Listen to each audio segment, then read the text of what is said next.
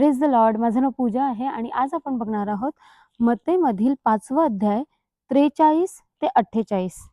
प्रेम व सर्वांग पूर्णशील. आपल्या शेजाऱ्यावर प्रीती कर व आपल्या वैऱ्याचा द्वेष कर असे सांगितले होते, हे तुम्ही ऐकले आहे. मी तर तुम्हाला सांगतो, तुम्ही आपल्या वैऱ्यावर प्रीती करा. जे तुम्हाला शाप देतात त्यांना आशीर्वाद द्या. जे तुमचा द्वेष करतात त्यांचे बरे करा आणि जे तुमचा छळ करतात व तुमच्या पाठीस लागतात त्यांच्यासाठी प्रार्थना करा. अशासाठी की तुम्ही आपल्या स्वर्गातील पित्याचे पुत्र व्हावे, कारण तो वाईटांवर व चांगल्यावर आपला सूर्य उगवतो आणि नीतिमानांवर व अनीतिमानांवर पाऊस पाडतो. कारण जे तुमच्यावर प्रीती करतात त्यांच्यावर तुम्ही प्रीती केली तर तुमचे प्रतिफळ काय? जकाकदारही तसेच करतात ना?